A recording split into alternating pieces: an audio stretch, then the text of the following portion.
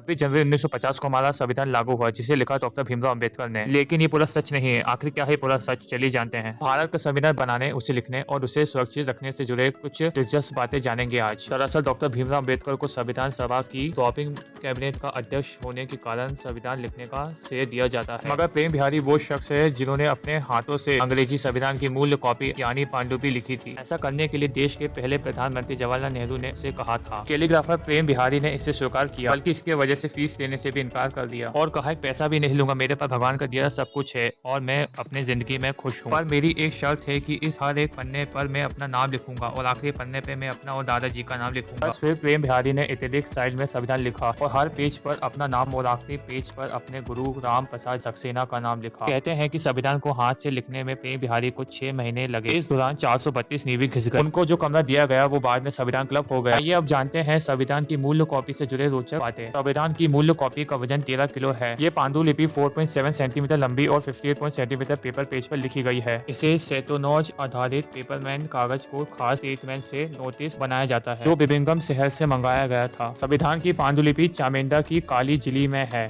जिस पर सोने की कारीगरी है। संविधान को हिंदी भाषा में भी लिखा गया था, जिसे हिंदी कॉपी कैलीग्राफर बसंत कृष्ण वेद ने हाथ से लिखा था। इसके कागज भी अलग थे, क्योंकि इसे हैंडीमेड पेपर रिसर्च सेंटर पुणे में बनाया गया था। इसमें 264 पन्ने हैं, जिसका वजन 14 किलो है। कई बार संविधान की किताब को लेकर सवाल उठते हैं कि यह कभी खराब क्यों नहीं होता। इसकी कहानी भी काफी एक्सपेरिमेंटल है। संविधान की दोनों कॉपीज को लंबे समय तक सुरक्षित रखने की बात 1985 में हुई थी, जिसके लिए प्रिजमन लाइब्रेरी में तमाम कोशिशें की। इसके लिए लखनऊ में national research laboratory for preservation of clear property national physical laboratory अमेरिकी संविधान के लिए बनाया गया। विलियम चेम्बर जैसे बॉक्सेस तक अपनाए गए, लेकिन बात नहीं बनी। इसके बाद एनपीएल ने अपने साइंटिस्ट हरि किशन को फ्रांस की सेठ गोबिंद कंपनी से मदद लेने के लिए पेरिस भेजा। यहाँ भी बात नहीं बनी। फाइनली नवंबर 1992 में एनपीएल ने अमेरिका की गोटिक एजुकेशन इंस्टीट्यूट यानी जीसीआई की मदद ली। जीसीआई के पास मिस्त्री की मम्मी को नाइट्रोजन बॉक्स में प्रिजर्व करने का अनुभव था। यहाँ बात बन गई। संविधान की कॉपी सीलिंग जबरदस्त नाइट्रोजन वाले एस नाइट्रोजन बॉक्स में रखी गई है। इसमें ऑक्सीजन तक खत्म कर देने वाले केमिकल है।